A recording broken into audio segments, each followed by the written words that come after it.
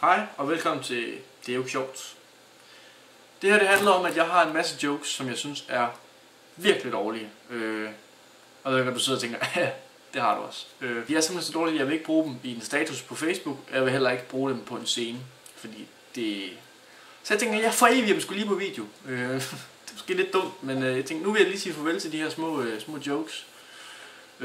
Og det handler sådan set bare om, at du kan sidde og lytte på noget af alt det, som jeg synes lækker sjovt. Jeg smider det ud. Og i dag, der er dagens emne vandrende pinde. For jeg har læst noget fucking fedt. Og det er fedt. Hannen hos vandrende pinde, den kan ikke have sex, hvis dens hoved er fastgjort til kroppen. Det vil sige, at hunden tager initiativ til sex ved at rive hans hoved af. Det vil sige, det er sat med SM, der vil noget. Det er da helt sikkert.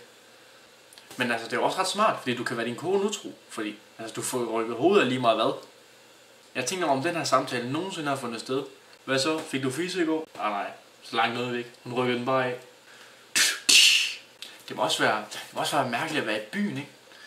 Hvis nu der kommer en pige hen og spørger, hvad giver du ikke en drink? Så ved man ligesom godt, hvad hun er ude på. Den fede psykopat.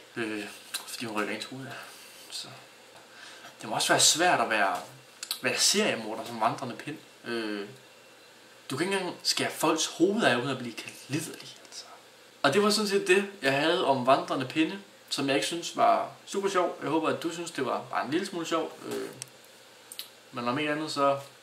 Hvis du har et emne, så du tænker, jeg kunne virkelig godt tænke mig at høre nogle virkelig dårlige jokes om det her emne, så læg en kommentar, så skal jeg kraftedeme skrive nogle dårlige jokes. Så det er okay. Jeg er glad for, at du kigger med. Ses. Jeg er her endnu. Ja.